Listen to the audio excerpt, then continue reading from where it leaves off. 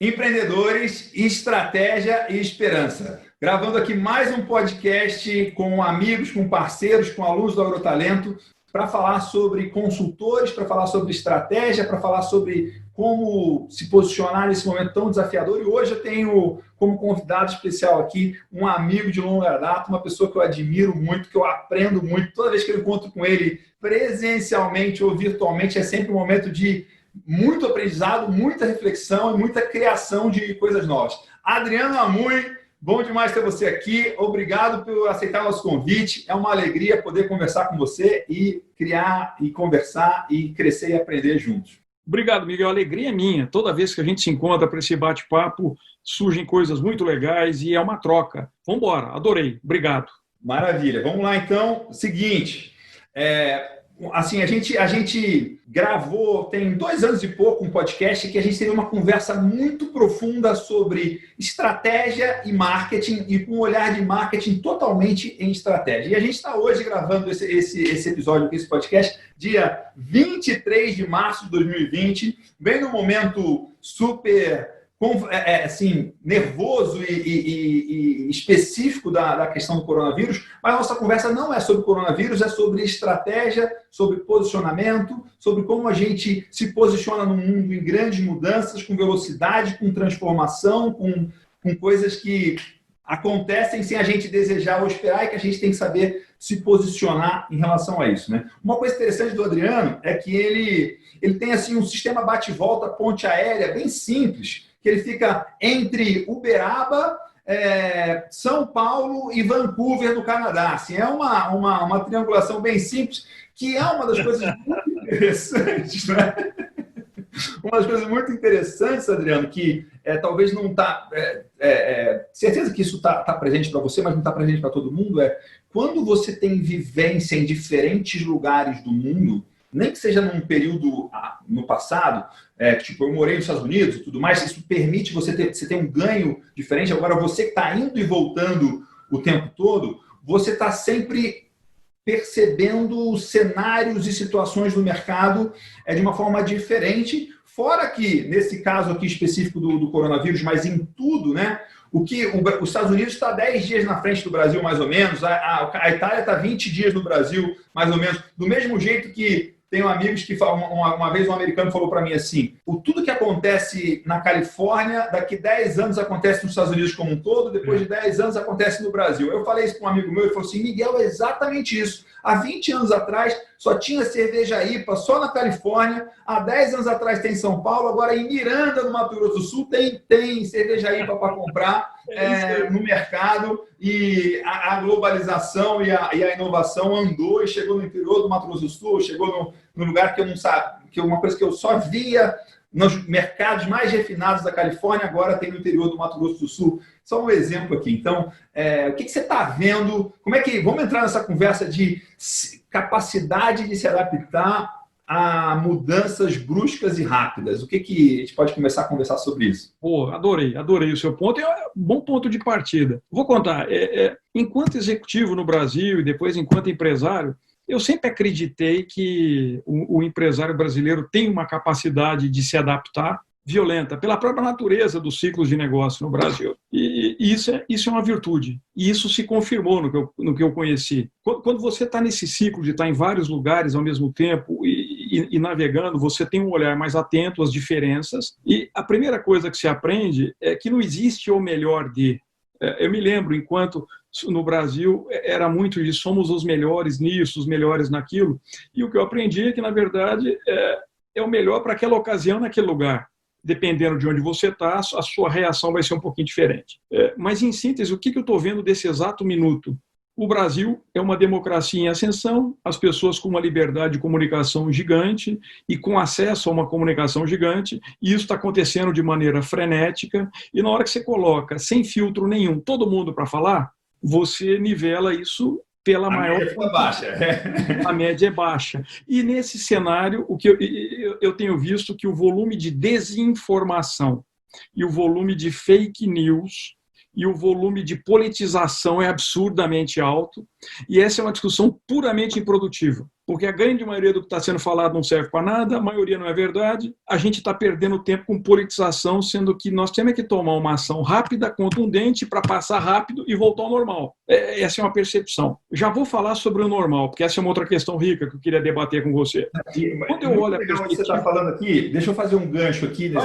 Para mim, assim, uma das coisas que eu mais tenho treinado e buscado comunicar para as pessoas e estimular todo mundo é quanto de pensamento acurado, reflexivo você tem, quanto de thinking time você tem, né? Quanto de tempo de pensar duramente sobre as coisas, né? E quanto mais o mundo acelera, quanto mais o mundo fica com pressa, quanto mais as notícias estão rodando 24/7, que uma parte é mentira, outra parte é verdade, que você não sabe qual que é a parte, né? Exatamente. Essa habilidade de pensar duramente, profundamente sobre as questões de negócio, de vida, de relacionamento, de estratégia, ficam ainda mais importantes, né? Tem muita coisa que só se você parar para pensar, você refletir sobre aquilo, você consegue tirar conclusões muito melhores do que só lendo rapidamente e passando para frente, né? Não, exatamente. Acontece que nós estamos vivendo aí no Brasil um dilema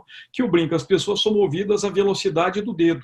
Então, bateu, clique, tudo é muito rápido e tal. E isso tem um potencial para gerar uma histeria desnecessária, e essa histeria desnecessária, ela afeta a condução das coisas. Eu não minimizo o problema de jeito nenhum. Eu sou uma pessoa que eu acredito. Se as pessoas que entendem do assunto dizem que o problema é grave, e isso não é uma pessoa falando, mas várias pessoas ao redor do mundo, caramba, então é grave. Então eu tenho que seguir o que eles estão falando, porque eu brinco, a minha família é toda feita de engenheiros. Aí eu fui e falei para eles, você já imaginou se os psicólogos estivessem discutindo nesse exato minuto na internet como é que eu faço a fundação de um prédio? Como é que vocês iam se sentir? Mas vocês, engenheiros, estão adorando emitir suas opiniões sobre aquilo que nem o infectologista tem certeza.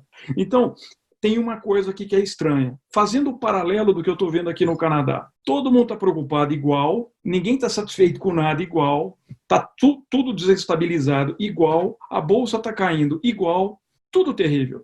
Mas existe uma diferença. As pessoas aqui entendem assim. Eu elegi um primeiro-ministro e tem um grupo de ministros. Esses caras são técnicos e são bons. Eles se consultam com as melhores pessoas do mundo. Então, o que eles falam, eu tenho que fazer, porque eu faço parte de uma sociedade. Se eu quiser pregar anarquia, nós vamos ficar brigando pela anarquia e nós não vamos conseguir mover. Existe um interesse comum no país, o país se une nisso. O país fala, o quanto mais rápido a gente sair desse problema, melhor para todo mundo. Então, ok, se é para todo mundo ficar trancado em casa, vamos ficar todo mundo trancado em casa já. Não vamos esperar. E dessa maneira, você não perde tempo com politização. Eu não estou brincando. Eu nunca vi uma fake news circulando aqui sobre coronavírus. Você vai rir agora, porque eu adoro a nossa alegria do Brasil.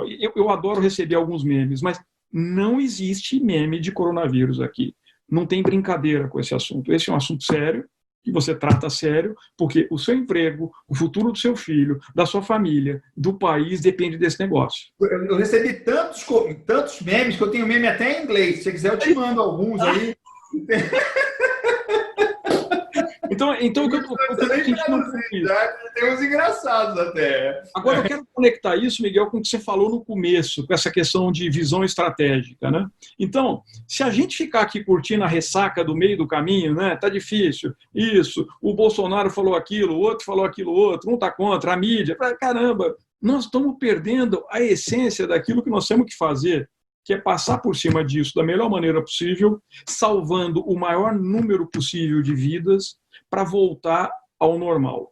Mas esse chamado normal, que é a minha próxima provocação para você, é um novo normal. Porque assim, é quase impossível alguém nesse segundo falar que tem certeza de qualquer coisa. Essa é uma conversa nossa que a gente estava até conversando antes de começar para alinhar, né? Não tem verdade absoluta. Então nós estamos colocando uma perspectiva desse instante.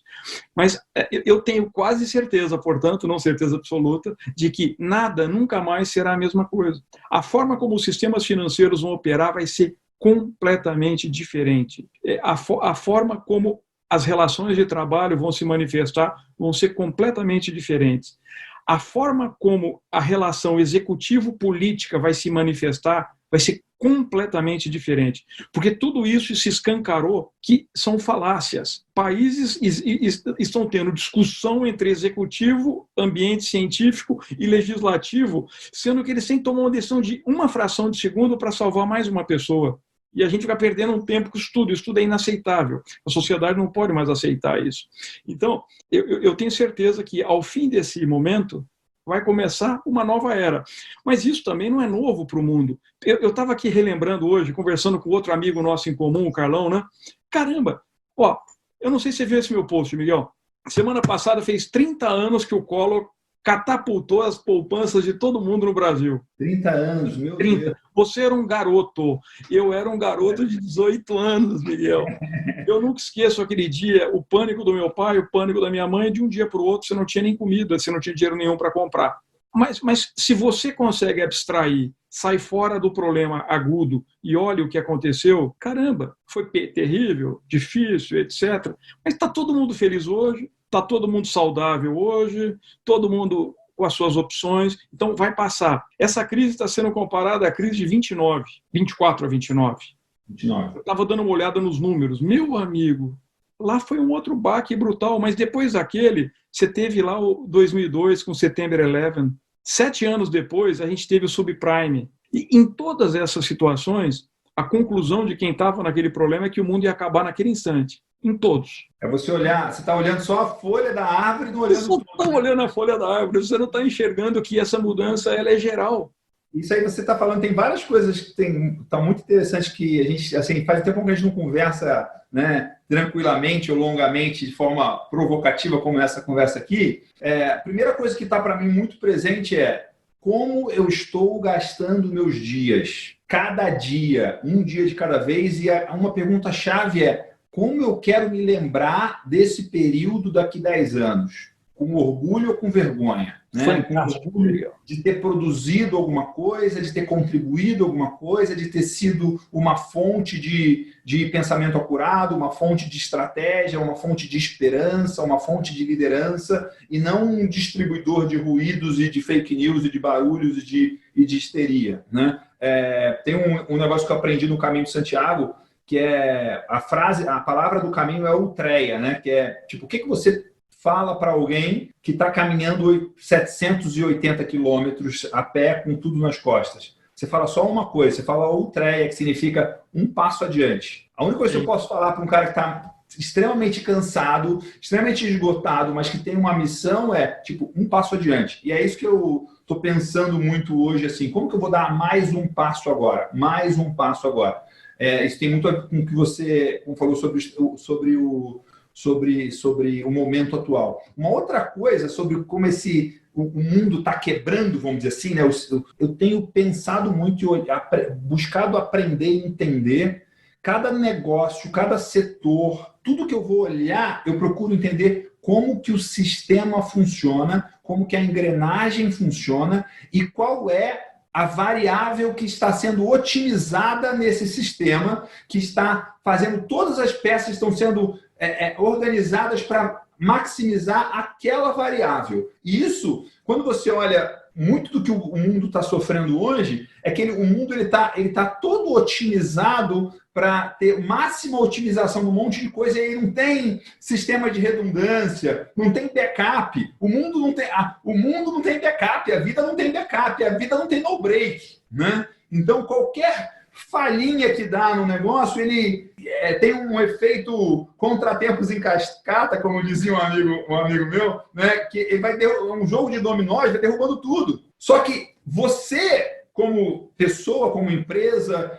até como pessoa mesmo, não como profissional, mas como a sua resiliência, a sua capacidade, você pode ter backup seu, você pode ter no break seu, você pode ter sistemas de proteção contra diferentes situações, e aí com isso, quando vem uma onda dessa, todo mundo cai, mas você não cai. Né? Então essa é uma das coisas que eu estou muito pensando e trabalhando, assim, como eu mantenho no nível pessoal serenidade, forma física, sono, alimentação, hidratação, tudo maximizado para eu ter máxima performance.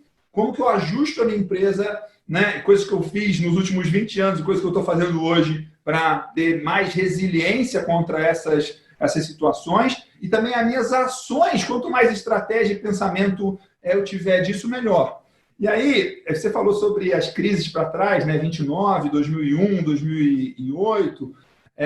Ontem, a gente fez um Zoom comendo uma pizza com a minha tia, com a minha prima, com o meu irmão, que estão no Rio, né? A gente aqui em São Paulo. Aí a minha tia estava contando do meu avô, que o meu avô nasceu em 1918, em outubro de 18. Gripe espanhola no Brasil, gripe espanhola no mundo. Eles eram imigrantes portugueses, pobres, não podia sair de casa. E aí o meu avô, ele foi ser registrado em janeiro ou fevereiro de 1919. E aí o registro dele não é de outubro, é de janeiro, porque pagava uma multa se você registrasse fora do prazo e tinha dinheiro para isso, né? E não podia, e não era uma coisa tipo que eles tinham burlado nada, só não podia sair de casa. Tipo. E aí a minha tia falando assim, olha só, em 1918, a nossa família passou por isso e está todo mundo bem. Não é possível que a gente vai passar melhor agora, entendeu? Se a gente tiver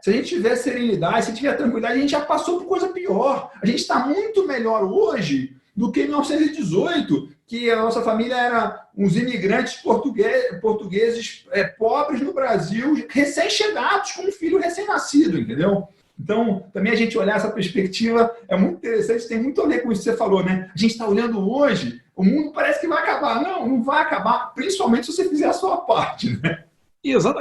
E daí que vem um ponto que eu acho que conecta com o que você falou. Para mim, um fator essencial que as pessoas e organizações têm que se preparar agora é a velocidade e a qualidade da reação. Tem que ser uma combinação dupla, porque velocidade sem qualidade não vai resolver o problema, e qualidade sem velocidade você morreu no meio do caminho. Esse é o momento em que se exige uma velocidade extrema. Talvez, na minha percepção, seja um dos marcos que diferencia o momento até agora do momento desse novo normal, vai ser o timing das coisas. Isso me remete a um exemplo que eu preciso contar para você, Miguel, porque aconteceu hoje, tá? Fala aí, conta aí. Aí você vai ver como é que a dificuldade de um modelo se ajustar a uma necessidade vai fazer com que ele morra. Eu tenho uma empresa que você sabe no Rio que se chama Deep City Solutions. No meio da crise, nós fizemos um escritório maior e melhor ainda na Barra da Tijuca. Tristeza que eu não pude ir lá visitar, porque no dia da visita que eu faria para me reunir com todo o time de inauguração, eu tive que voltar para cá. Pois bem, para eu manter os meus contratos com os clientes lá, que são empresas grandes, como Shell, Repsol, etc., eu teria que fazer uma alteração contratual. E essa alteração contratual, ela requer uma assinatura reconhecida de firma. Minha esposa estava em Curitiba, ela assinou, me mandou para São Paulo, eu assinei, e eu viajei e deixei para a pessoa reconhecer firma no cartório. Uma pessoa foi até o cartório reconhecer firma ontem, e a pessoa disse que não iria reconhecer porque a assinatura da minha esposa mudou com o tempo, a ficha é de 2001. E ele entende que é ela, mas ele não pode assinar. Eu falei, caramba, você entende que é ela? Não, entendo. Mas você não pode assinar. Não, eu não posso assinar. Tudo bem. Então, eu vou fazer o seguinte, eu estou a 8.000 quilômetros de distância daí. Como que você faz para que ela prove que é ela e ela assine na sua frente? Você pode me mandar uma ficha aqui, ela vai ligar no Skype, vai gravar e ela vai assinar.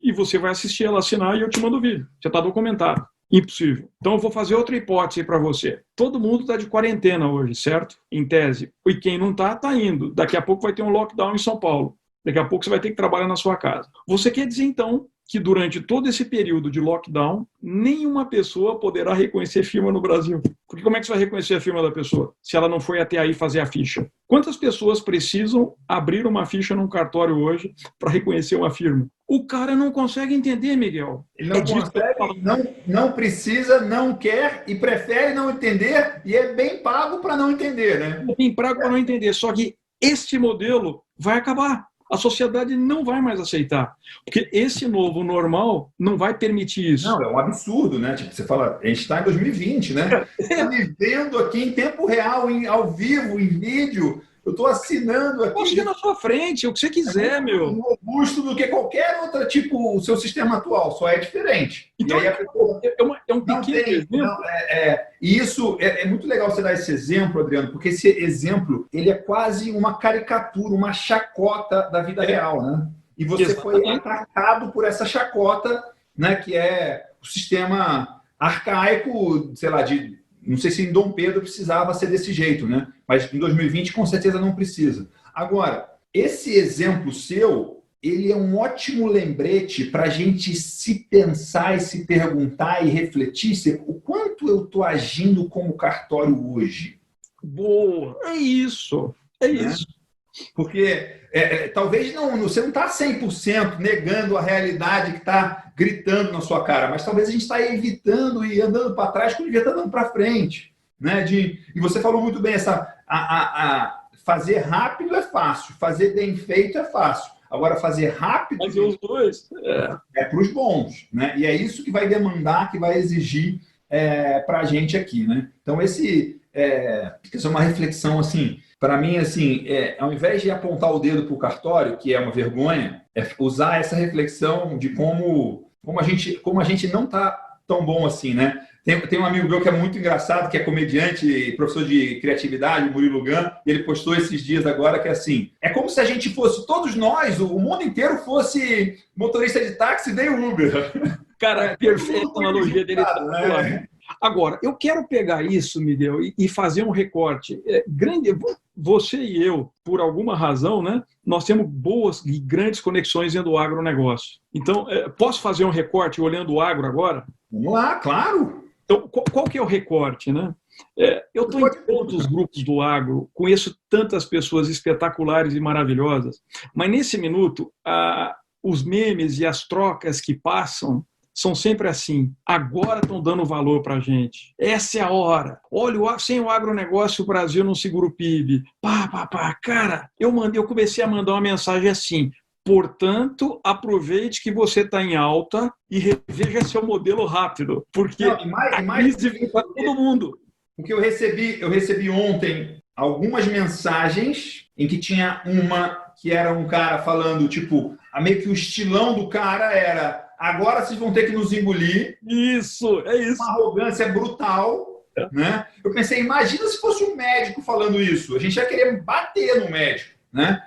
E ao mesmo tempo, chegaram vídeos de pessoas... Você deve ter visto um que rodou bastante, que é várias pessoas que trabalham na linha de frente da produção de alimentos falando assim para o vídeo. Pode contar com a gente que a gente está aqui fazendo a nossa parte, não vai faltar comida e a gente vai para cima e a gente não, o agro não para. Essa é a mensagem, né? Porque assim, todo negócio, e o agro é um negócio, a função do negócio é servir. Eu quero ser bem pago por servir, mas eu estou servindo, né? A gente não pode ter, de maneira alguma, essa arrogância de falar agora a gente tem que ser do jeito que a gente quer. Não, pelo contrário, né? A gente tem cada vez mais alinhado com o que o cliente precisa, quer e deseja, né? Então, eu vi essas duas, e tem no nosso grupo de Mastermind teve uma discussão muito interessante sobre isso, porque chegou os dois vídeos e logo todo mundo falou assim, não, esse aqui não dá para, tem que, tipo, da onde veio, fala, tá tudo errado, não é isso, e é muito mais nessa linha de, olha, conta com a gente dá conta do recado, a gente é responsável, a gente é competente, a gente é bom no que faz, e vai ser bom para todo mundo por causa disso, né? E não o contrário, né? Então, isso é muito interessante. Que bom que você trouxe isso aqui, porque o agro, ele tem, em alguns momentos, tem algumas pessoas que entram com essa pegada de... É meio que um mimimi reclamento que você quer se revoltar. Porque, eu não sei exatamente por quê. Um dos motivos que eu imagino é que tem muitos atores do agro, muitas pessoas que têm negócios no agro que não têm um viés de mercado, não tem um viés de marketing, não tem uma coisa de atender o cliente. Né? Ele sempre foi comprado, então ele produz e ele não sabe que ele tem que vender para alguém. Mas quando você entende, quando você tem e aí você olha produtores que fazem coisas com produtos com mais qualidade, produtos diferenciados, ou algum tipo de produtor que vai até o cliente final, nesses casos, esse entendimento de que eu preciso me aproximar, que eu preciso me conectar, que aquele cara que está comprando meu produto é quem paga a minha conta, então eu tenho que cuidar dele, né? Essa é uma discussão muito interessante. Por exemplo, aí do Canadá, tem um tweet de um canadense, que eu acho que é de 2015 ou 2016, depois eu te mando isso aí, que é um produtor de leite, na costa leste do Canadá. Ele está no supermercado, com 2 ou 3 filhos no carrinho cheio de compras, o supermercado que vende o leite que ele produz, chega no caixa, passa os produtos, vai pagar o cartão, pim, não passa. De novo, pim, não passa. De novo, o que era o cartão? Estava sem dinheiro no banco. O cartão bloqueou, não pagou a conta. Imagina um sujeito que trabalhou o dia inteiro, moído, cansado, com os filhos no carrinho, no lugar que vende o produto que ele produz, o cartão não passa e não tem dinheiro para comprar comida para os filhos dele. Aí esse cara vai para o Twitter e escreve assim, imagina, nesse estado de insatisfação visceral, né? E o Twitter é um presente para as pessoas serem viscerais nos bons momentos e nos maus momentos. Aí esse cara escreve assim, definição de ser fazendeiro.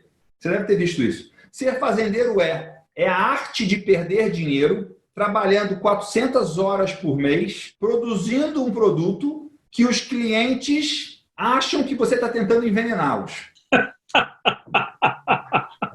Essa é a definição. Digita no Google Farming Definition, você vai ver. Tem camiseta, tem caneca, dos mais diferentes layouts disso. Se você quiser comprar isso aí. Farming Definition é a arte de perder dinheiro trabalhando 400 horas por mês, produzindo um produto que os clientes acham que você está tentando envenenados. Aí, quando eu vi isso, mais recente, eu já falei isso em algumas aulas que eu dei e tal, eu falei, cara, isso aqui é uma coisa que viralizou e, para mim, isso é definição de tudo que está errado no agro. Por quê? Se você está perdendo dinheiro, está errado. Se você está trabalhando 400 horas por mês, está errado. E se você está produzindo, se o seu cliente acha que você está tentando envenenar ele, também está errado. Você está errado. Você é o responsável por isso, né? Eu já trabalhei 100 horas numa semana. Eu sei que isso é possível, né? Você sobrevive, mas é insano. Não faz o menor sentido. E assim, se você trabalhou mais de uma semana, 100 horas na semana, pode saber que a qualidade do seu trabalho,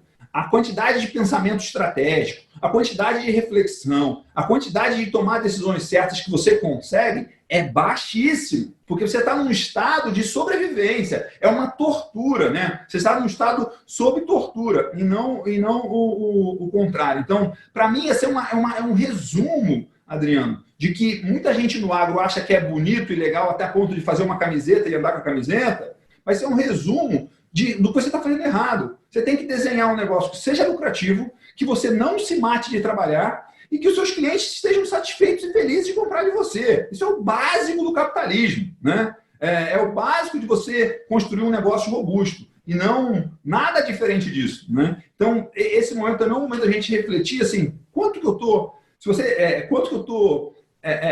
construindo um negócio que é rentável, quanto que eu estou trabalhando de forma estratégica para não precisar trabalhar 100 horas por semana e quanto que os meus clientes estão satisfeitos, me defendem, né, promovem o meu produto. A gente falou 2 anos e meio atrás sobre NPS, né? Quanto que eu tenho de detrator e quanto que eu tenho de promotor. A gente tem tudo para ter um monte de promotor no agro, de ter clientes que adoram, que amam, se conectam com a gente. É só a gente ter uma visão mais estratégica, um entendimento de negócio, de marketing e de estratégia, né? É bem mais simples que isso. Então, esse é um exemplo bem interessante que me deixa assim, nervoso de ver isso acontecendo e as pessoas achando legal, entendeu? Não pode ser legal. Estou contigo e acho que é uma bela oportunidade. Dentro dessa linha do que a gente vem falando, essa é a hora do agro se reinventar. E ele tem que se reinventar em sua essência mesmo. Porque a essência tem que deixar de estar no meio e ela tem que passar a estar no fim. Mas eu tenho visto alguns polos de excelência discutindo isso,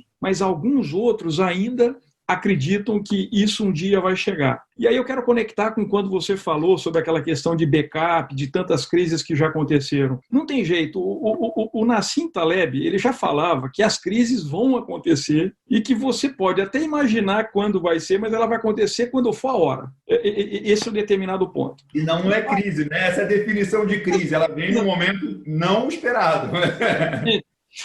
Agora, o fato é que sempre vai acontecer. A questão é que é muito interessante, e isso está intimamente ligado a um estudo de felicidade, Miguel. Eu quero que você veja essa conexão e me fala o que você acha. Vamos lá.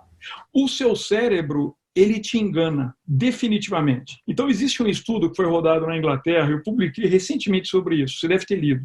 E esse estudo pegou um grupo de pessoas e chegou e falou para esse grupo de pessoas o seguinte: vem cá, eu vou te dar um desafio agora. Você tem que me responder em qual das duas hipóteses você vai estar mais feliz daqui a um ano. Então você tem que imaginar que vai acontecer uma coisa com você hoje e eu quero que você me diga daqui a um ano em qual você vai estar mais feliz. A hipótese A era você sofrer um acidente e ficar tetraplégico. A hipótese B era você ganhar um bilhete da loteria. Óbvio, o senso comum levou para qual resposta? O bilhete vai me deixar feliz. O que esse grupo da universidade pesquisou? Ele pesquisou com as pessoas que estavam tetraplégicas e que passaram por isso. E ele, usando um determinado critério, ele identificou o nível de felicidade dessa pessoa na data da crise, antes da crise, né? E depois ele foi lá na frente, um ano depois, ele mediu de novo. E qual que é a conclusão? E pasme sobre essa conclusão. Os dois têm o mesmo nível de felicidade. E isso é explicado por um mecanismo que é cerebral, que ele trata da nossa imunidade. É um sistema que te protege das coisas ruins que te acontecem. Ele sempre vai te proteger. Você vai entender que esse é o novo normal, não importa o quão ferrado você esteja. E ele vai te fazer perceber outras coisas dentro desse cenário e que você vai passar a dar valor a coisas diferentes. Isso é maravilhoso, mas isso é um perigo. Isso é maravilhoso por quê? Pega um exemplo daquela pessoa que o cara foi demitido de maneira injusta, ele foi praticamente escorraçado da empresa dos sonhos da vida dele. No primeiro dia que ele saiu, ele achou que ele ia morrer. Acabou minha vida, 18 anos, 25 anos, bababá. Quando passar 4 meses, 5 meses, o cara está quebrado, ele não arrumou outro emprego, nesse meu exemplo, o cara está ferrado em todos os âmbitos, mas quando você vai entrevistar ele fala o seguinte: olha, financeiramente eu me dei muito mal, mas eu vou te dizer, eu ganhei em vida. Era um ambiente tóxico, eu não era eu, e agora eu sou legítimo, parará, cara. Isso é o cérebro te manipulando. Você tem que entender isso para saber que tudo passa. Você vai se sentir bem daqui a pouco. Mas você tem que entender também esse mecanismo para deixar ele não te nivelar por baixo. Porque é que nem um sapinho na panela quentinha, e que você vai aumentando a temperatura, tá gostoso, ele vai acostumando, tá gostoso, até que um dia ele é fervido. Se esse colega, nesse exemplo que eu dei, ficar feliz muito tempo porque está desempregado, porque outra empresa era muito ruim, e ele não se movimentar com velocidade e qualidade, ele vai ser o sapo que ferveu. Isso, para mim, é intimamente ligado com esse movimento de transformação pelo qual nós vamos ter que passar. Nós temos que entender que... Tem duas coisas colocar diferentes aqui, que eu me lembrei aqui ao ouvir você falar. Primeiro, eu lembrei de um filme que eu vi há muito tempo, que era um documentário de um time, eu acho que era de basquete, de cadeirantes de basquete. Então, eram só pessoas que tinham sofrido algum tipo de acidente e tinham, por algum motivo, entrado nesse time de basquete. Esse time jogava, então era a história desses caras, time masculino. E aí, você vê os caras com vamos dizer assim, do que eles... Tipo, eram claramente pessoas que tinham passado por acidentes, que tinham tirado um pedaço da vida deles. Os caras não ganharam nada intrinsecamente ao passar por aquele acidente. Agora ele não anda mais. O resto está igual, entendeu? Isso aí. Só que aí esses caras... É claro que isso é uma amostra viciada, né? Não é uma amostra perfeita, mas esses caras, por algum motivo, entraram nesse time de basquete, começaram a jogar e competir e tal. E aí a história desses caras é que vários caras falando que, tipo... hora nenhuma eu posso... eu lembro de um falar uma coisa assim: não posso dizer que foi bom ter tido o acidente, mas hoje eu vivo a minha vida de uma forma muito mais intensa e muito mais plena e produzo mais e contribuo mais e tenho uma atitude muito melhor do que quando eu estava sem ter o acidente, né? Isso é uma coisa que eu vi esse filme, sei lá, tem 15 anos ou mais e me lembro vividamente dessa cena. E aí você falou isso aqui na hora, eu lembrei. Uma outra coisa que eu tenho assim muito comigo, e que para esse momento é um momento chave das pessoas olharem para isso, uma vez um amigo do meu pai, um grande amigo do meu pai, que eu considero assim, uma grande referência para mim em visão de negócios, em atuação comercial, o cara tem uma habilidade comercial brutal, assim, um cara muito, muito bom de negócio. Ele tinha feito um negócio com um cara e o cara não conseguiu pagar para ele, e aí ele recebeu a fazenda do cara como sociedade, de um cara que estava meio quebrado, e aí ele estava, vamos dizer assim, operando a fazenda junto com esse cara para viabilizar, ele recebeu o que ele tinha para receber e estava feliz com isso. E aí ele me falou uma coisa que é uma grande lição que eu já vi repetir muitas vezes. Ele falou assim, Miguel, o grande risco de um cara que está quebrado é que o estar quebrado, estar falido, é uma pressão emocional e cerebral tão grande, que ele pega um pedaço do cérebro dele, ele deleta isso, e ele some com essa informação, e aí ele ignora que ele está quebrado, e ele continua, aí ele começa a viver uma vida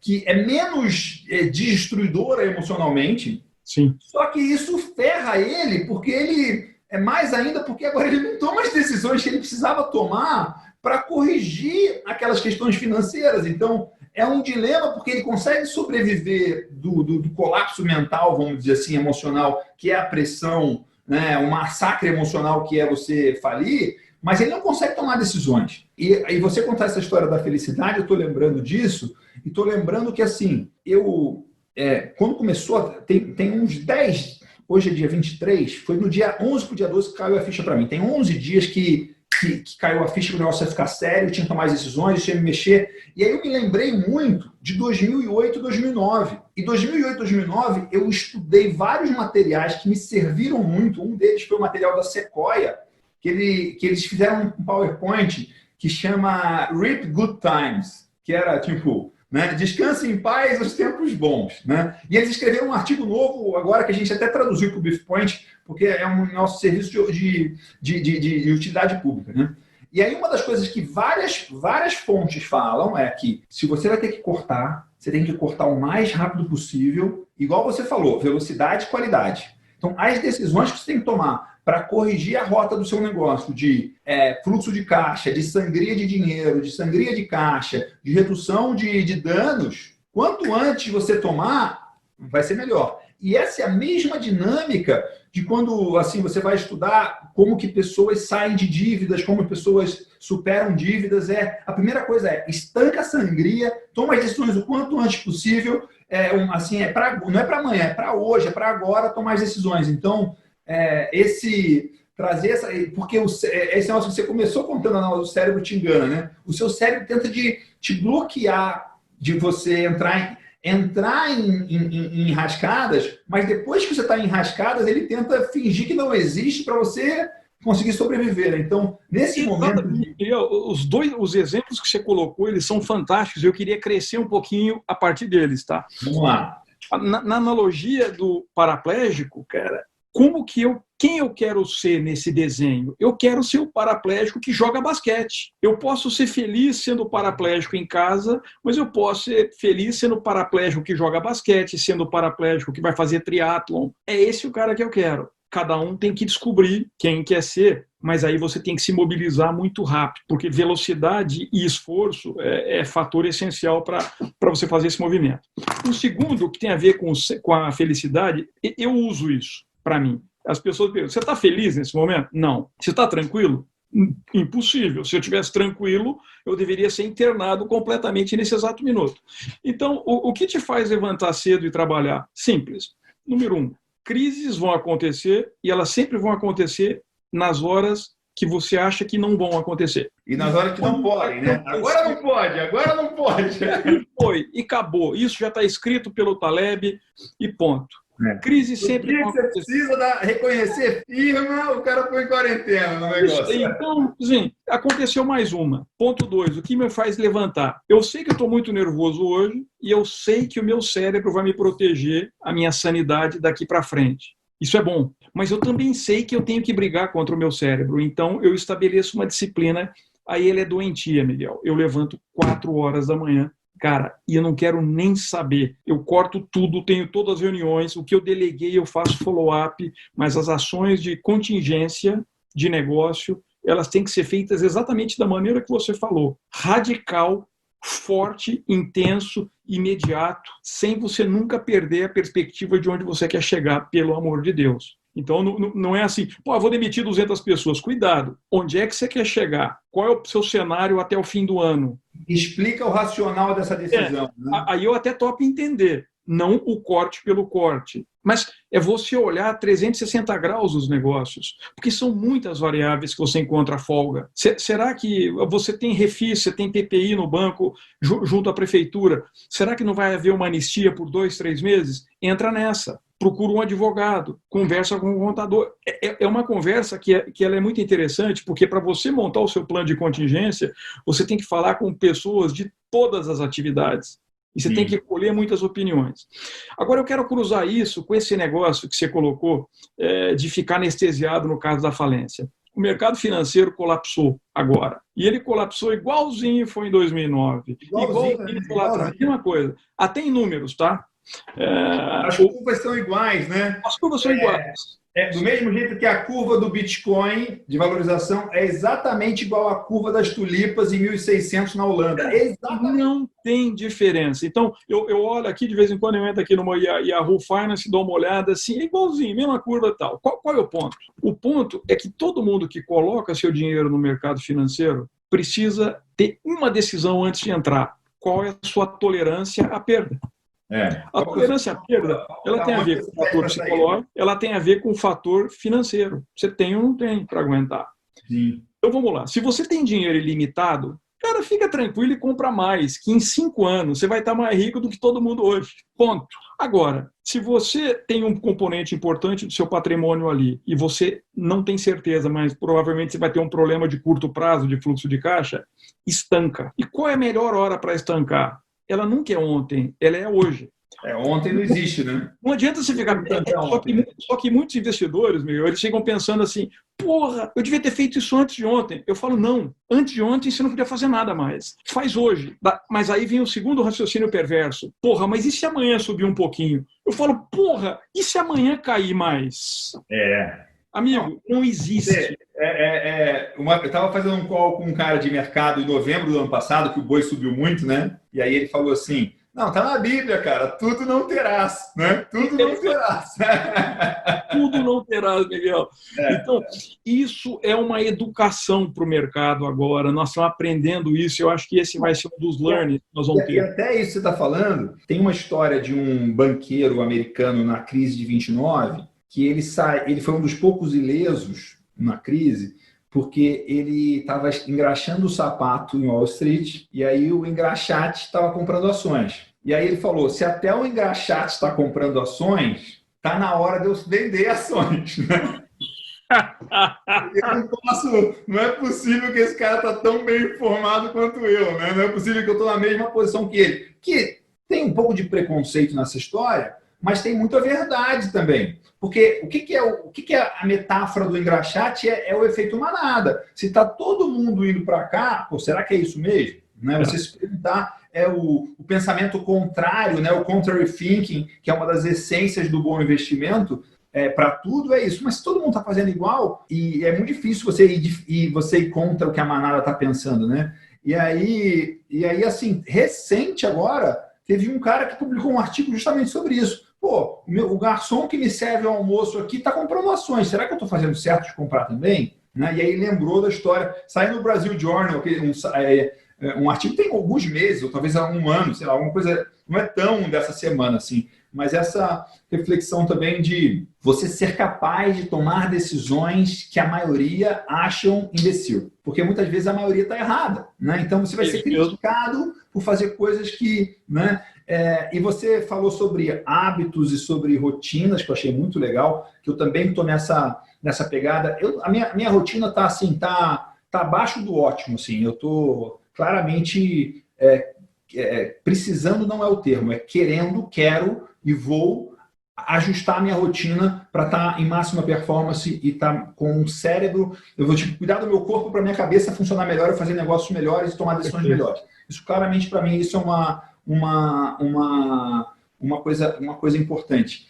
Agora, você você está preparado para tomar essas decisões e ouvir diferentes fontes e ter essa reflexão de pensar e decidir coisas que não são, né, gostosinhas, vamos dizer assim, né? E aí você falou assim, você está feliz? Eu lembrei de um amigo meu que falava assim, eu tô...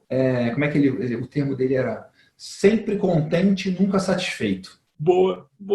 Sempre contente, nunca satisfeito. Assim, eu estou insatisfeito, porque quem quer mudança, quem quer melhorar, quem quer crescer, é um insatisfeito. Se está tudo bem, estou maravilha, tal, não preciso fazer nada, né? Vamos ficar parados. Né? Então, esse é um ponto-chave. O que você fala mais sobre o momento em que a crise está estourando, no sentido de nível de incerteza muito grande, nível de risco muito grande, mas a gente não sabe para onde vai. O que você está fazendo hoje no sentido de se preparar, pensar, tomar decisões? O que você está avaliando e pensando? Por exemplo, você falou, não faz sentido demitir um monte de gente sem analisar. Tem que ter uma lógica isso, né? É nesse sentido que eu quero exercitar a conversa com você aqui. Eu gostei. A sua pergunta é ótima. Aí você vai rir, que você vai ver que eu sou linear nesse sentido. Eu não vou mudar nada do que eu conversei com você em essência. Eu faço parte de alguns conselhos e nesses conselhos nós estamos fazendo exatamente o que eu vou falar e nos meus negócios eu estou fazendo exatamente isso. E o que é? Como e quanto eu gero de valor para alguém? Porque definitivamente, Miguel, o cenário competitivo vai ser brutalmente agressivo daqui para frente. E você vai ter o que nós vivemos de abundância de recurso disponível para se fazer negócios, nós vamos ter um ciclo de pelo menos 5 anos de escassez. Isso é minha crença absoluta. E 5 anos é o ciclo que, se você entrar na curva dos mercados, é sempre assim. Bom, se o ciclo é de escassez, eu tenho que ter o meu diferencial absolutamente lapidado. E eu tenho que cortar com todas as forças tudo aquilo que é adjacente. Então, o que eu estou fazendo?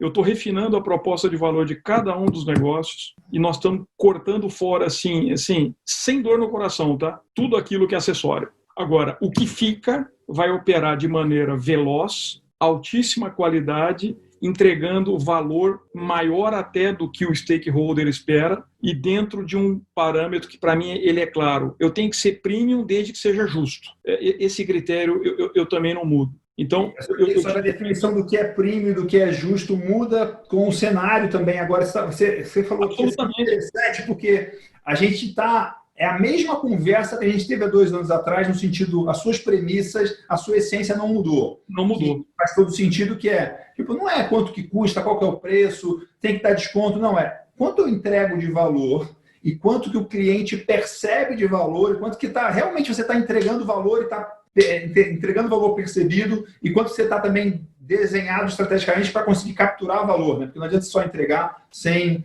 conseguir capturar. E isso num cenário também de crise e de incerteza e de escassez, como você disse, também muda o que é valioso para as pessoas, né? Então, se você agora uma das coisas que está muito claro para mim é que a gente está passando por um momento de maior incerteza. E um dos papéis do líder é trazer certeza, é trazer confiança, né? Se você está... Qualquer papel de líder que você tem hoje, você tem que se pensar, como eu estou trazendo certeza, né? Ser líder o que eu estou trazendo de certeza, de tranquilidade, de serenidade para quem eu estou liderando. E muitas vezes, na maioria das vezes, bons negócios lideram o cliente, né? O nosso cliente, de alguma forma, ele é liderado por a gente influencia ele de uma forma totalmente positiva ou negativa, dependendo de como você está conduzindo isso. Então, eu também estou cuidando para isso, mas essa é uma revisão interessantíssima, que possivelmente a pior coisa que você pode fazer é dar um baita desconto e manter o seu mesmo produto agora. Ou então você falar, não, vou dar um monte de coisa grátis aí, como a gente estava falando aí, né? Vou distribuir coisas grátis. Mas e uma pergunta que me veio aqui quando você estava falando, que eu tenho me feito ela essa semana, é uma pergunta que acho que quem eu vi primeiro foi o Seth Godin, e agora recente eu vi uma provocação de uma mulher americana lá falando sobre vender serviços ultra premium, né? Que a pergunta do Seth Godin é o seguinte: o que você precisaria mudar no seu negócio se você fosse obrigado a cobrar 10 vezes o valor que você cobra hoje? Né? E aí, o que é essa reflexão? Essa reflexão, eu tenho que conseguir aumentar mais do que 10 vezes a minha entrega de valor para ser óbvio para de mim. Né? Se eu aumento 11 vezes a entrega de valor o meu cliente atual vai pagar 10x, eu entrego 11x, ele vai comprar, né? E se comprar 10 vezes menos, estão igual ainda, né? Porque eu aumentei 10 vezes o meu preço. Isso é uma coisa muito interessante. E aí, se você perceber hoje o que está acontecendo no mercado, é que o 10x ou 10x, a percepção de preço está mudando com esse nível de incerteza, né? Então, se eu cobrava 2 mil para o negócio, ou 100 mil para o negócio, ou 1 milhão para o negócio, esse 1 milhão hoje ele é visto como... o valor que eu preciso entregar para valer 1 milhão é diferente do valor de ontem. Não só mais ou menos valor, mas diferentes coisas, né? Então, está um momento de novo, velocidade e qualidade na tomada de decisão para a gente revisar a nossa entrega de valor, a nossa proposta de valor, para que faça sentido no mundo de mais incerteza, de mais escassez, de mais medo, né? Não, definitivamente, Miguel. E isso traz, primeiro, esse exercício da revisão da proposta de valor, em que você vai entender de que maneira você vai sustentar o preço do seu negócio, que é um pouco do que você falou agora. Mas isso traz duas implicações diretas de negócio, né? Bem simples. A primeira implicação é a maneira como eu faço o marketing. Ela muda dramaticamente.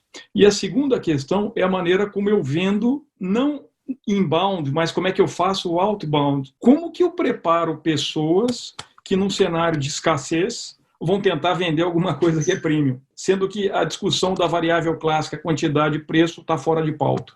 A não ser que você tenha como estratégia vender commodity. Mas eu diria que a estratégia de vender commodity num cenário de escassez é uma estratégia absolutamente perigosa, porque tudo vai estar depreciado. Então, ser commodity significa que você vai estar trabalhando numa linha de praticamente prejuízo. Não, e outra coisa, se você trabalha com commodity, aí é outro jogo totalmente, né? Não, eu sou um produtor de soja, um produtor de milho, produzo um ingrediente. Aí o seu jogo é eficiência, é escala, ter custos baixos, operar mercado futuro. Tem uma série de dinâmicas de coisas que você vai ter que se atentar, e que agora, com essa toda flutuação de mercado, você vai ter que ser muito bom nisso. Você não vai ter vendedor, né? Você não vai ter quem vende, não tem nada disso, né? Mas é muito interessante você estar falando, porque também a sua equipe, a sua estrutura de vendas, se ela está com mais medo, com mais escassez, se ela está mais gaguejando, o jeito simples de falar para mim é isso. Se o seu vendedor está gaguejando mais hoje, a chance dele conseguir vender produtos premium, mesmo com valor justo, diminui, né? Ele não emplaca. Ele não emplaca. E fora que o cliente também está com mais medo, né? E aí tem uma coisa muito interessante que você está falando. A definição mais simples de venda que eu aprendi venda é uma transmissão de certeza, de emoção e de confiança. Quando eu vendia, eu consegui tirar de mim uma coisa que eu tinha, certeza, emoção e confiança, e transferir para o outro. Se você está com mais medo hoje, né? Se o outro está com mais medo, você tem menos confiança para transmitir, menos capacidade para transmitir, e o outro tem mais aversão à confiança. Totalmente. Ele está mais longe da confiança. E isso, Miguel, vai trazer uma mudança que, essa eu estou te dizendo que vai acontecer rápido. Os líderes precisam sair do pedestal e têm que ir para o front. Não tem escolha. Miguel, quem é o melhor cara para vender serviços do Miguel Cavalcante do Beef Point? É o Miguel. Quem é o melhor treinador para a sua equipe de vendas? É o Miguel. Qual é o melhor formato de treinar? On the job. Miguel, você vai se expor cada vez mais. Esteja preparado, né? Em qualquer nível, em qualquer organização. Não importa o tamanho da organização. 2 semanas atrás, eu fui no evento do Natália, no Experience Club, que tinha um futurista americano dando palestra. A primeira pessoa que deu palestra foi a Luiz Helena Trajano, lá do Magazine Luiza. O recado final dela, que resumiu tudo o que ela falou, foi isso. Líderes, assumam a venda. E assim, ela tem muito essa pegada, e aí, só que o que ela falou lá era interessante, legal e válido, mas no momento atual é gritante, né? É exatamente isso que você está falando. Porque assim, e não faz sentido, né? Tipo, eu sou um cara que eu sou o dono da empresa, mas eu não vendo, eu só faço operações. Não existe, está errado. Né? Você vai ter que ir para frente, e você falou um negócio que dá exemplo, que treina, que inspira, né, que coloca todo mundo na mesma direção. se o dono, ou o diretor, ou o presidente está fazendo isso, você também dá uma coisa de mostrar que todo mundo tem foco no cliente, né? Está todo mundo efetivamente focado em atender, entregar. Isso é realmente muito, muito interessante e válido. Assim, eu estou nessa e muito interessante esse negócio de quanto e como eu gero valor e para quem, refinar isso de acordo com a realidade atual. Está muito interessante porque eu estou assim, no processo de lançar um produto que eu fiz um lançamento beta dele no ano passado e que eu estou tem 4 semanas que eu estou trabalhando nesse produto, só que assim, a proposta final comercial dele eu não fiz ainda, não está gravado, eu vou gravar nessa quinta-feira. Então, nessa última semana eu estou justamente, né, muito interessante, está muito casado com o que você está falando aqui, que assim, eu estou assim, peraí, esse negócio, ele pode ser um excelente produto, pode vender muito bem nesse momento atual, desde que eu refine a minha entrega de valor de uma forma que o cara olhe para o produto e fale, puxa vida, é bastante dinheiro, porque é premium, mas para o cara certo, é quase que é burrice não comprar. É isso. Né? Você tem que fazer uma proposta que é burrice não comprar para o cliente certo, não para qualquer um. Né? Mas para o cliente certo, cara, você está entregando um negócio tão encaixado, tão certinho, tão alinhado. E isso também, Adriano, o exercício lá do 10x, do Seth Godin, para mim, foi claramente que, assim, que tem produtos que se eu der 10x nele, não dá para vender. Porque não é a minha habilidade única mais especial, mais focada, com mais entrega. E aí não dá para fazer 10x. Em outros dá. Não é fácil fazer 10x em nenhum produto, né? Mas em alguns produtos dá. Em outros é bem mais difícil. Então é muito... Para todo mundo que vende alguma coisa que não é commodity, se você vende commodity pura, você tem que outra coisa. Você tem que ser basicamente... as pessoas olham muito operações, mas se você é commodity pura, quem mexe com commodity, seja minério ou agrícola, e é excelente em commodities, tem 2 coisas aí. Tem operações, que aí está dentro de gente, também está dentro disso, né? E tem a parte de entender mercado futuro, entender dinâmica de mercado, operar isso, né? Se você está operando só no spot, só no mercado físico, a chance de você se queimar, se estourar é muito grande. Mas fora isso, né? Essa discussão que a gente está tendo aqui é extremamente... Está no momento certo de falar sobre isso, né? Deixa eu juntar mais um pontinho, posso? Porque o que está acontecendo, né? As pessoas precisam, nesse minuto, parar para revisar seu portfólio de negócios e serviços e projetos.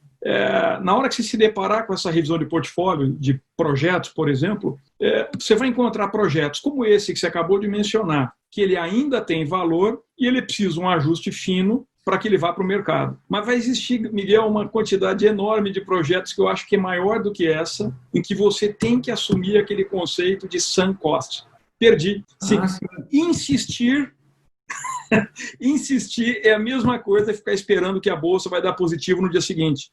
Você vai gastar recursos, você vai gastar tempo e você vai queimar a sua proposta de valor. Então, essa história, uma palavra que está ficando na minha cabeça agora é pivotar. A velocidade com que você tem que pivotar ou matar projetos nesse exato minuto, ela passa a ser essencial. Exatamente. Não, isso é muito, muito interessante. Isso, assim, é das coisas... Talvez seja um conceito que eu aprendi em uma matéria optativa da Exalc, que era sobre tomada de decisões e era sobre sunk cost, né, custo afundado. E, para mim, valeu essa matéria assim, com sobra. Assim, valeu com sobra eu fui fazer essa matéria porque um grande amigo meu falou, vai fazer isso, tem um livro que você vai ter que ler e vai ter uma parada lá incrível que você vai aprender. E isso é o mais interessante de sunk cost, de custo afundado, é que facilmente você entende a lógica, você entende o racional. Se a gente sentar e explicar o que é custo afundado para uma pessoa que nunca ouviu falar nesse conceito, ele vai entender. Agora, a grande dificuldade é você conseguir deixar de abraçar o defunto. É isso aí. Essa definição é ótima, é isso mesmo. É muito difícil, porque emocionalmente todo o nosso foco não, vamos botar mais um negócio que te resgata tudo, né? Vamos lá, e não é isso, né? Porque justamente a pergunta se eu não tivesse apostado nada nisso aqui, eu colocaria R$1 nesse negócio? Não, de jeito nenhum. Então não coloca, né? Então, já perdeu. Mas é muito difícil fazer isso direito, né? É muito difícil. E isso, Miguel, me chacoalha aqui. Você vê, nós estamos falando de coisas que são simples e básicas. O legal dessa conversa não é complicar, é simplificar, né? Então, a palavra que vem na minha cabeça para esse cenário é foco. Porque imagina o seguinte, você tem escassez de recurso, você tem competição desenfreada, todo mundo tentando buscar seu lugar ao sol. Você tem que ser brilhantemente competente para entregar uma coisa. Que problema que você quer resolver? O resto é acessório e perda de foco, perda de energia. Aquele raciocínio de eu ter vários ovos em várias cestas, como uma proteção, quase como um hedge natural, isso é válido no cenário anterior. Mas para essa virada de jogo que se exige nesse minuto, que ela é contundente, ela é agressiva, ela é profunda, ela requer velocidade, ela requer qualidade, você só consegue fazer isso com absoluto foco. Quais são as brigas que você quer comprar? Como é que você vai entregar valor de forma brutal, mudando o seu jogo rapidamente, com precisão, fazendo um monte de coisa ao mesmo tempo? Fazendo um monte de coisa, exatamente. Não tem jeito. Eu vou acrescentar uma coisa a mais que, para mim, assim, é o que eu acho que é o passo antes do foco, é você exercitar a sua capacidade reflexiva de tomada de decisão, né? Assim, isso é uma coisa, para mim, assim, esse é um aprendizado que tem uns 2 anos, assim, que ficou cristalizado para mim, depois de ler um livro que tem um título muito engraçado, que você vai adorar esse livro. O cara chama Keith Cunningham, e ele tem um livro que chama The Road Less Stupid, o caminho menos imbecil. Não conheço, depois eu quero ver. Não, e aí, esse é um cara muito provocativo e muito inteligente. O conceito-chave dele, assim, a primeira coisa que ele pergunta no livro é: se você pudesse reverter a decisão mais, vamos dizer assim, burra que você tomou na vida, que te deu mais prejuízo, quanto que valeria isso? Quanto que vale a sua habilidade se você pudesse apertar um botão e escolhe qualquer decisão que você tomou na vida e ela será desfeita? Quanto que vale isso? Quando o cara fez essa pergunta, eu falei, meu Deus, vale muito dinheiro, né? Vale muito, porque eu já fiz várias e a maior foi, tipo, coisas muito grandes, né? Já cometi erros muito grandes.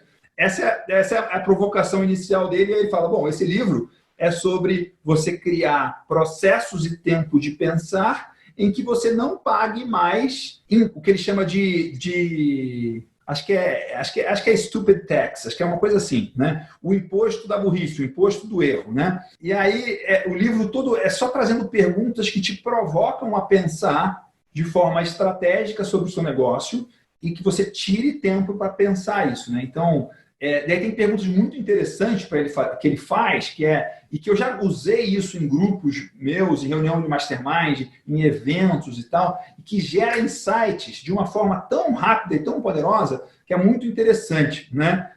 Muito legal, muito legal. Uma das questões olha a pergunta do cara, se você for demitido da sua função e contratarem um cara espetacular para ocupar a sua função, o que ele ia fazer que você não está fazendo?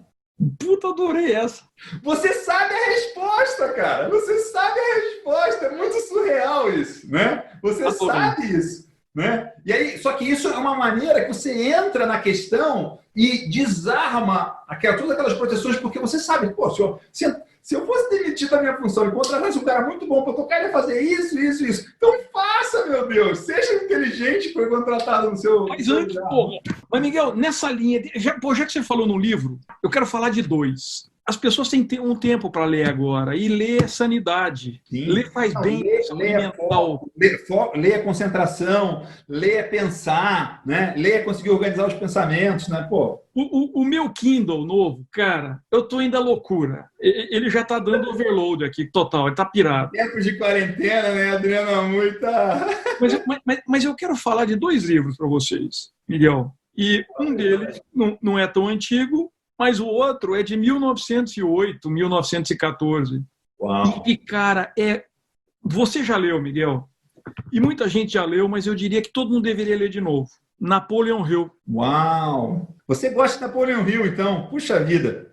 Assim, eu tenho determinadas divergências do modelo dele. Não, mas ele... Mas, cara, ele toca em pontos nevrálgicos ou seja, o benefício é maior do que o incômodo. Eu tenho um respeito profundo com o trabalho dele, porque tem coisas que você fala, o cara escreveu isso há 100 anos atrás. Pois é isso.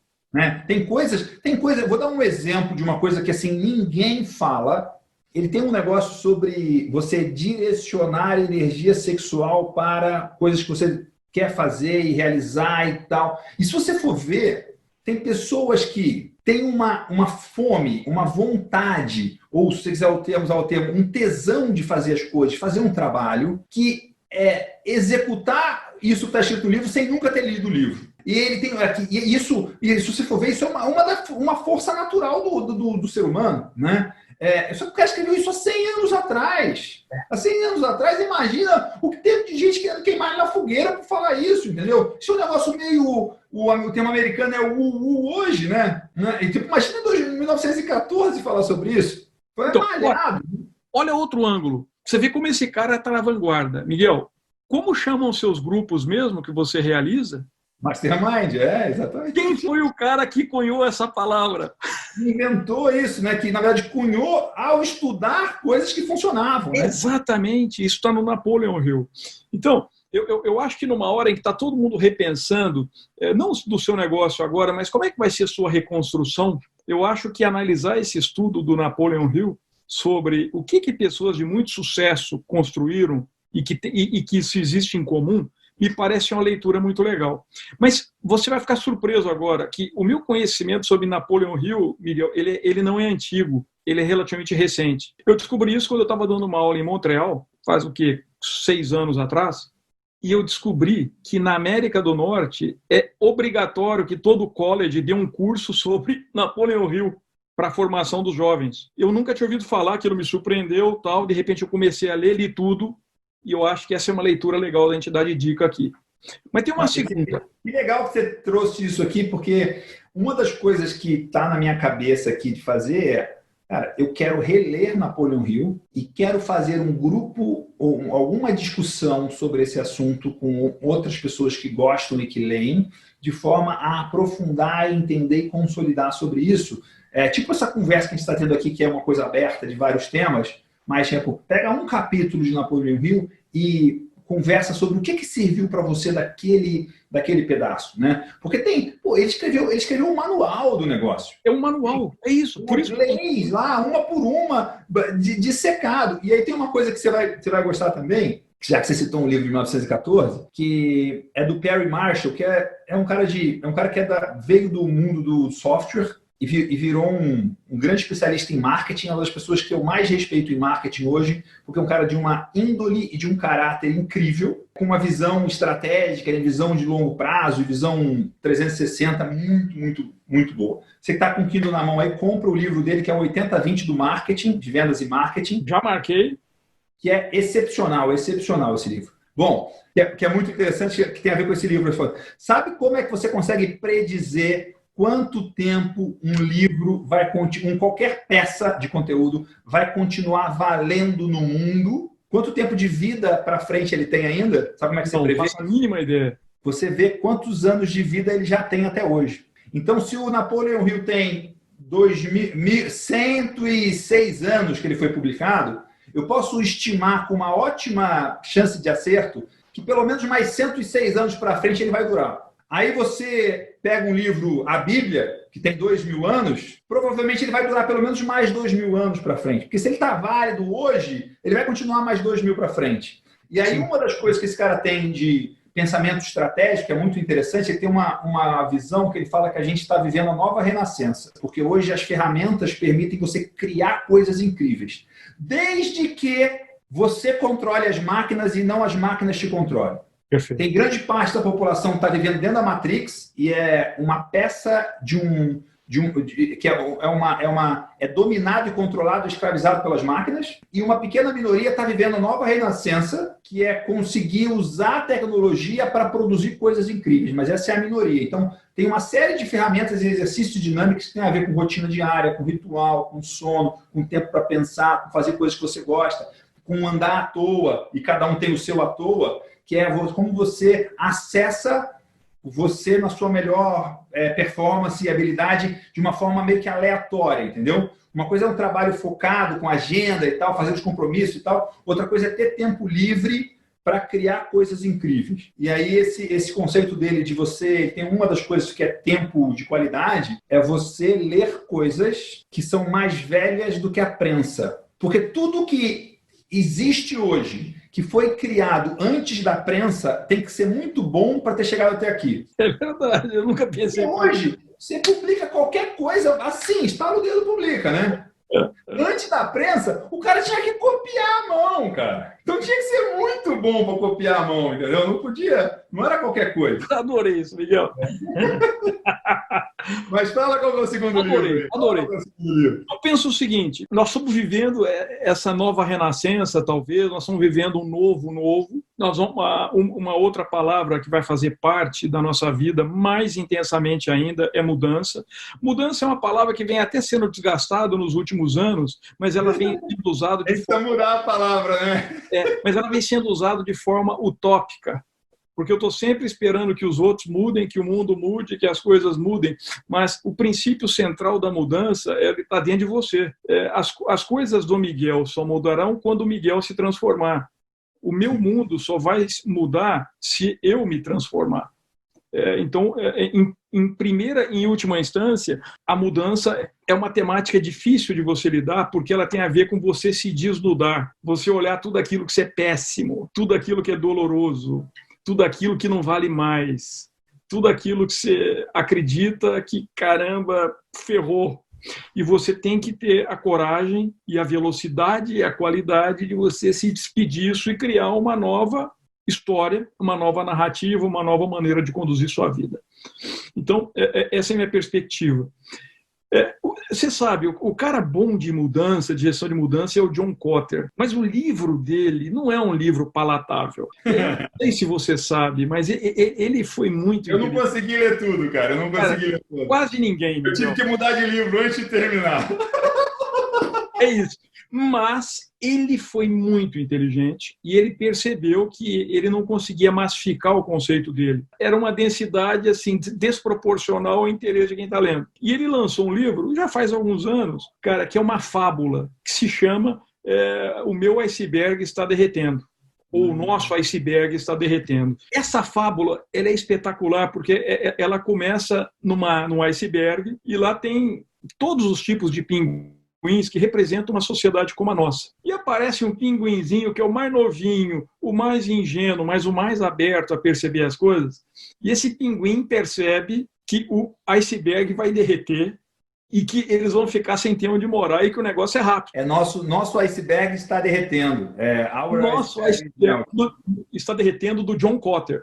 Isso. Cara, essa fábula que você lê ela em 1h e 20, cheia de figura e letra grande, mas ela te gruda, ela é um reflexo da sociedade, ela é um reflexo de como as pessoas lidam com as mudanças, e ela também mostra como é que você consegue interagir com cada tipo de pinguim, portanto, com pessoas, para você encontrar um movimento de transformação. Ele parabolizou o livro dele.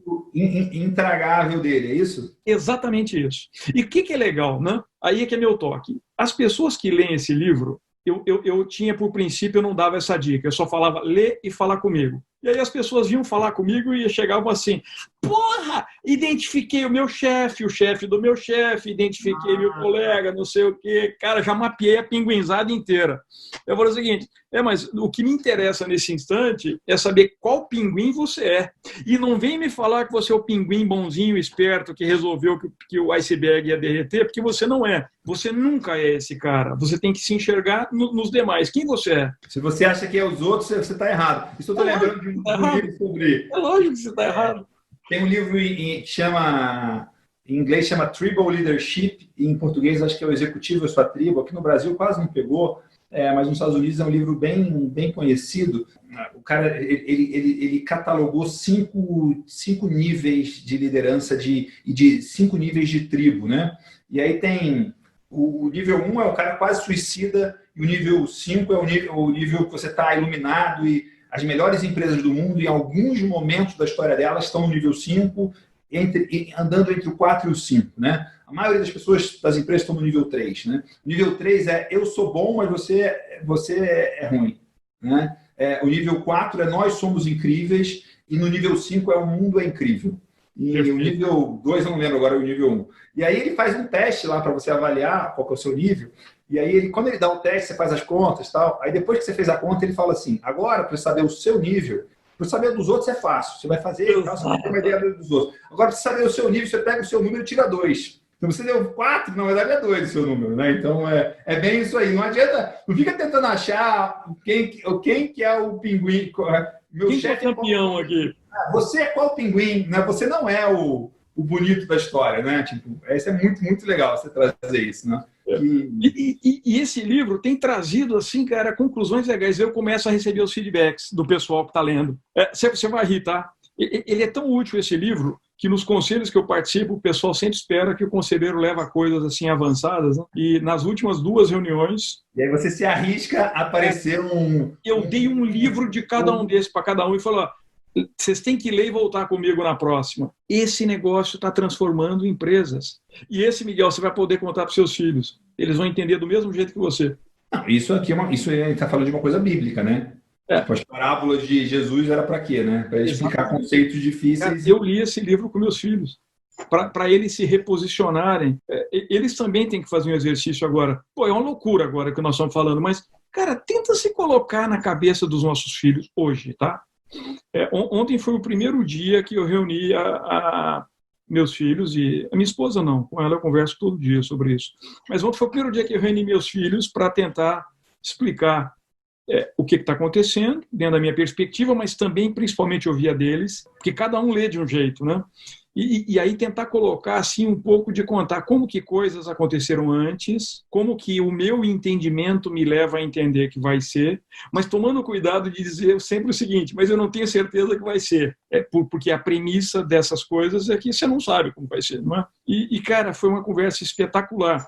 Mas tenta imaginar, o meu filho mais velho, ele se forma na high school em junho, e ele tem as provas de AP dos Estados Unidos em maio, e ele vai para a universidade em setembro. Olha que loucura. As escolas do Canadá estão fechadas indefinidamente. Já recebemos um alerta que é bem provável que todo mundo vai ser declarado formado baseado nos 2 primeiros trimestres. Ele não sabe se vai ter a prova do AP, que é a alavancadora para ele ir para a universidade, e as universidades não conseguem entregar o resultado de quem foi aprovado, porque ela não tem funcionário suficiente trabalhando para fazer o screening dos alunos. Então, vamos lá. Nós estamos aqui todos desesperados, todo mundo nervoso com o que está acontecendo, etc. Eu estou vendo aqui do meu lado, no quarto, um garoto de 17 anos, que não tem experiência de vida, e que o grande achievement da vida dele e o grande marco de vida dele é ele acabar com a porcaria da high school e ele ir para a universidade. É a métrica de sucesso, né? Ele não sabe se vai acabar a high school, ele não sabe se vai começar a universidade, ele não sabe se vai para um lado, se vai para o outro, ele não sabe se dá para pagar, se não dá para pagar, ele não sabe nada. E totalmente fora do controle dele, né? Porque até agora tira as notas, vai bem na prova, aplica, preenche formulário, tem um monte de coisa no controle na mão dele. Agora tem coisa que ele não sabe nem de onde vai vir, né? Nem quem que eu devo xingar, não sabe, né? Tem que xingar quem que não está deixando eu fazer isso? Não tem, né? E quem é a premissa em quem os filhos acreditam? É o pai e a mãe. Então ele vira para mim e fala assim, mas eu imagino que você já tem um plano. Aí eu comecei a rir com essa mesma cara. Falei assim, filho, então, esse é o primeiro aprendizado muito rico de vida. Seja bem-vindo à vida adulta, né? Agora eu posso dizer que papai não tem todas as respostas que você imaginava que eu tinha, nem que eu tenho certeza absoluta de tudo que vai acontecer, né? Não tenho. Eu não tenho como te dizer. Não, mas você precisa me falar. Eu falei assim, mas qualquer coisa que eu te falar, eu definitivamente estaria te iludindo. Então a conclusão dessa conversa é que nós estamos mudando. Aí eu devolvi para ele e falei assim, filho, eu vou propor uma discussão que a gente vai voltar todo dia agora, durante o jantar, o almoço. Eu estou fazendo churrasco no almoço, Miguel. Todo dia agora. Eu não quero nem saber, cara. Que quarentena boa, hein? Que quarentena cara, boa. Assim, francamente, eu acho que dá para fazer. E aí, nesse churrasco, qual é o debate, né? Qual é o novo jovem que vai emergir com sucesso dessa crise? Que competências ele tem? O que esse jovem fez durante esse período em que está tudo meio parado? Porque, por exemplo, ele vai sair da quarentena. Qual é o seu clear que você vai escrever nessa quarentena, né? Pois é, cara. O que você vai fazer disso? Será que você não deveria procurar emprego? Algum tipo? Ou será que você não deveria... Ele vai fazer medicina com engenharia. Será que você não deveria se ofertar para ajudar as pessoas e assim que você sair da quarentena? Ser Vai até voluntário, ver. né? Isso Experiência de vida, né?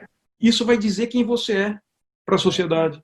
Você tem Não, essa o que você chance. fez na quarentena? Eu estava lá no hospital, sendo voluntário todo dia no negócio e Exatamente. tal. Tipo, muda o jogo, Cara, né? essa foi a provocação com ele. Agora, imagina que eu tenha outra situação. Eu tenho o Zeca. O Zeca está feliz da vida, porque Tá de férias, né? Tá de férias. o Né? Zeca gosta de jogar futebol. Mas aí ontem eu tive que dar para ele a notícia mais triste. O Zeca joga no time oficial aqui da cidade de futebol. O que, sendo bem franco, que ele não me escute, cara, o futebol no Canadá não é bom, então um brasileiro aqui é rei, né? Eu brigo que o único lugar que eu me diverti jogando futebol na vida foi quando eu morei nos Estados Unidos, que aí nos Estados Unidos eu só era ruim. Pois é, não, lá você era bom, Miguel. Não, nos Estados Unidos eu era ruim. Aqui eu era o pior sempre, o último. Sabe aquele cara que só entra para inteirar o time? Eu era esse, né? Eu era inteirador de time. E aí nos Estados Unidos eu, tipo, era um cara ruim, dava no meião lá e tal, né? Não, cara, aqui ele é rei, tá? Mas qual era o ponto? Imagina, para você ver como é que é a relatividade das sensações, né? Eu comentando a situação do caos, eu abri bolsa de valores, eu mostrei para ele as curvas para os dois, né? E ele tranquilo, ok? Estou entendendo.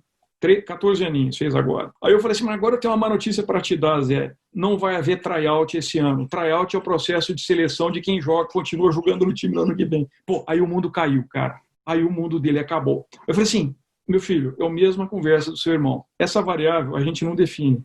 Um dia vai aparecer um e-mail que vai dizer vai ter, não vai ter, como é que vai ser, etc. Mas a mensagem que fica para você é a seguinte: o que você vai fazer nesse período que você tem agora tempo? Será que existe um problema aqui de quem cuida de crianças? Cara, vá no centro comunitário assim que você sair da quarentena. Será que você não pode ensinar crianças pequenas a jogar futebol? O que você vai fazer? Então, essa conversa nossa, ela foi Qual que é o treino que você pode ter agora sozinho? Uma performance. E você vai chegar no dia, qualquer dia que for chamarem para jogar, você é o melhor cara disparado, enquanto os outros estão tudo barrigudo, mais gordos e mais lentos e menos treinados que os outros. Já é um baita avanço, né? Ou então, no caso do medicina, tipo, quais as coisas, quais os livros e vídeos e aulas online e tal, difíceis, parrudos, que ninguém da sua idade se deu o trabalho de ler, nem vai se dar, e você vai chegar lá já, tipo, já li essas paradas todas, já entendi a parada toda. Também é uma maneira de você, tipo, né? Exato, Miguel. Ler profundamente. Não, e, tipo, eu entendo sobre coronavírus no nível que dá para conversar com PhD, top 3 dos Estados Unidos de doenças virais, entendeu? Tipo, porque eu li... E fui a fundo. As referências das referências dos principais artigos, né? Então, e por que eu quis jogar isso aqui, então, né? Porque a nossa conversa ela é sempre boa, porque a gente delira, vai longe, longe, longe, longe, mas em síntese, né, dessa conversa, não existe ninguém hoje que está assistindo essa nossa conversa, nem eu, nem você, não tem ninguém que está tranquilo. Essa é a crise mais democrática da história. Está sossegado, né? Ninguém está sossegado, né? Não tem ninguém sossegado. Então, agora é um lado mais humano que eu tento pensar, né? Nós temos que cuidar das pessoas, nós temos que orientar, gerar o máximo possível de conteúdo, levar isso para as pessoas. Nem todo mundo consegue ter a lucidez para todos os temas. Então, as pessoas que têm condições de fazer uma leitura, que nem a que você acabou de fazer, indicar, faz esse curso, estuda isso parece prosaico e simples para você, Miguel, mas isso, cara, é um dom que você tem e que você tem que multiplicar isso assim violentamente, porque tem pessoas que não conseguem perceber que esse é o caminho. Tem uma frase que eu gosto muito que é: o óbvio só é óbvio para olhos bem treinados, né? Exatamente. É isso. A gente está treinando o olho para coisas diferentes, específicas. Tem gente que não está treinando o olho para nada, mas tem gente que está treinando o olho para coisas específicas. E essas coisas específicas a gente consegue, né? Por que tipo, eu vi o seu post no Facebook e falei, pô, vai ser incrível ter uma conversa com o Adriano Amui nesse período agora, porque ele é um cara que tem visão estratégica, é um cara que tipo, sobre tomar decisão, sobre agir sobre crise. tinha certeza absoluta que ia ser incrível. Não tinha a menor ideia do que ia sair a nossa conversa. Muito menos que você ia recomendar um livro de fábulas e um livro do Napoleão Hill, entendeu? É isso. Né? Não esperaria isso que você ia falar de Sankt Costa, eu até poderia apostar, mas que você ia citar Napoleão Hill e livros parabólicos. Não, e eu adorei por causa disso, inclusive. Então, puxa vida. Muito obrigado, foi incrível essa conversa. Quero fazer um arremate aqui. O que assim, a mensagem, o que fica para você dessa nossa conversa toda aí? Bom, tudo vai mudar, não no sentido clássico da mudança, e sim mudança verdadeira, e surge um novo, que talvez seja uma das maiores transformações que vem sendo dita que iria acontecer, mas ela nunca chegava. E, de fato, por um fator completamente externo, isso está se manifestando. Isso vai trazer mudanças assim dramáticas na forma como as pessoas se relacionam, na forma como as pessoas convivem, na forma como as pessoas trabalham, na forma como as organizações operam. Isso também vai trazer uma transformação violenta na sequência nos sistemas políticos e nos sistemas de liderança dos países. Isso também vai trazer um outro aprendizado, como é que os países vão aprender a viver num mundo realmente global, em que a diversidade impera. E como é que eu vou saber qual é o limite da diversidade e qual é o limite do meu direito de falar? E como é que eu faço tudo isso para harmonizar? Isso vai exigir que as pessoas se transformem em primeira instância. E essa transformação em primeira instância ela é sempre a mais difícil, porque eu tenho que tirar do meu corpo todo esse personagem, essa narrativa que me trouxe até aqui. Porque essa narrativa, para 100% das pessoas, eu posso afirmar, ela não vai mais funcionar exatamente como ela é. Você vai ter que compactar isso, revisar, porque a sua narrativa vai ter que entregar mais ainda. Seja a sua narrativa como organização, seja a sua narrativa como pessoa. Você vai ter que entregar muito mais, porque o mundo que vem à frente é um mundo de absoluta escassez, portanto, de absoluta competição. Você tem que entregar muito mais. E isso implica, então, em você fazer a revisão do seu modelo. E para você fazer a revisão do seu modelo, você tem que ter como essência foco. Porque você não vai mais conseguir fazer com brilhantismo tantas coisas, porque a abundância que permitia coisas medianas serem comercializadas vai deixar de existir. Então você tem que ser definitivamente o melhor naquilo que você se propõe. Você tem que ser o melhor pai de família, você tem que ser o melhor executivo, você tem que ser o melhor empresário naquilo que você quer. Isso tem que ser algo quase que obsessivo. Obsessivo no sentido de você se dedicar de uma forma tão intensa que isso se incorpora na maneira como você vive. E não um obsessivo negativo. Porque cada vez mais nós vamos ter que aprender com aquilo que o Domênico De Masi já falava lá atrás, que tem muito a ver com a história do ócio criativo. Com o tempo, agora, nós vamos ter, por incrível que pareça, não no curto prazo. E nós vamos ter mais tempo porque nós vamos dividir o trabalho por muito mais gente. Não vai mais se aceitar um mundo com uma disparidade social tão grande quanto a que se tem hoje. E para que isso aconteça, nós vamos ter que equilibrar a maneira como esse dinheiro é distribuído. E isso já vem acontecendo em muitos lugares, e isso vai alavancar-se de maneira dramática. Isso vai ser bom, porque você vai usar o tempo que você tem para trabalhar para fazer algo poderosamente inovador e que entrega valor, e você vai ter um tempo absolutamente importante para você ser a melhor pessoa naquilo que são seus objetivos pessoais, o seu esporte, sua família, o seu hobby, qualquer coisa que você queira. Isso para o Brasil vai trazer uma implicação grande, porque a maioria das pessoas no Brasil não conseguem ter hobby, por uma questão de gestão de tempo.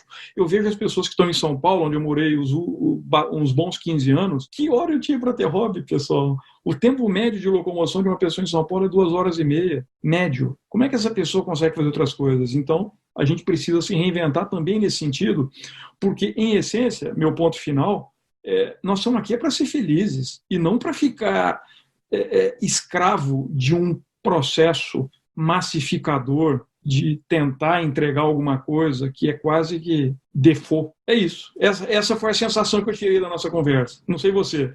Muito, muito bom, Adriano. O que eu vou falar uma frase que é o oposto da que você começou a fechar, concordando com você. Você falou tudo vai mudar, e aí na hora eu me lembrei da frase do Jeff Bezos, o que não vai mudar? Boa. Né? E se tudo vai mudar, o que não vai mudar? Algumas coisas não vão mudar. Na essência, tudo muda e na essência várias coisas não mudam. E quando você constrói coisas baseado em coisas que não vão mudar, elas duram mais, né? esse é um dos pilares do jeito do Jeff Bezos de pensar. E aí, uma das coisas que eu mais gostei aqui da nossa conversa, fazendo um gancho, você falou sobre obsessivo negativo e positivo, né? Isso é uma coisa muito interessante, porque eu sou um cara obcecado por muitas coisas, e obsessão, quando você fala eu sou apaixonado, é bonito. Quando você fala eu sou obcecado, a galera não curte muito, não, né? Não acha bonito, não. Eu sou obcecado por muitas coisas, né? E eu acho isso uma qualidade, uma característica é uma qualidade, mas tem toda característica é uma moeda com duas faces, né? Mas para mim, assim, o que ficou de mais importante e que eu estou usando para mim, porque isso aqui é uma troca e ao mesmo tempo vai gerar valor para uma quantidade grande de pessoas assistirem, aprenderem, refletirem sobre isso aqui. Mas também um aprendizado para mim. É como revisar encarando a realidade nua e crua, de qual é a minha geração de valor, entrega de valor, captura de valor, em específico para qual cliente específico ideal, porque isso é uma das coisas, Adriano, que eu tenho cada vez mais certeza a sua empresa é determinada principalmente pelo cliente que você atende. E essa é uma escolha sua, estratégica. Se você escolhe mal escolhido isso, é muito difícil você fazer o cachorro balançar, o rabo balançar o cachorro. Se você começa certo, eu atendo um cliente que tem alinhamento comigo e eu tenho capacidades, estrutura, parceiros de geração, entrega e captura de valor que atendem muito bem esse cliente e funcionam para mim, o seu negócio está muito mais fácil. Então, assim, eu estou usando, inclusive, o conceito de sunk cost, que é a sua empresa inteira pode ser um sunk cost hoje. Pode. Né? Tipo, o que se eu fosse fazer do zero hoje, o que eu ia botar de pé? Né? Como é que ia ser a minha geração, entrega e captura de valor se eu fosse começar do zero, dada a realidade hoje? Como é que ia ser o meu discurso? Como é que ia ser a minha conversa? Como é que ia ser a minha relação? Que coisas que eu ia fazer? Que coisas que eu não fazer? Que você também falou muito de foco, tem uma coisa de minimalismo, de essencialismo, de ser espartano, que... Cara, o que é o principal que você entrega? Né? O que é o mais valioso, né, que você entrega? Tem o pessoal do Basecamp lá fala que se você vende cachorro-quente, foca na salsicha. Né? Não foca nos extras, né? Foca no que é essencial. Então, puxa, foi muito bom isso aqui para mim. Assim, foi uma grande reflexão de validar coisas que eu tenho como verdade, de ativar outras, de fazer conexões e de relembrar disso aqui. Ainda tem dicas de livros que eu não conhecia, que são meio que esse do Iceberg Smelting. Eu sabia que era, já tinha ouvido falar, mas nunca tinha lido. Agora você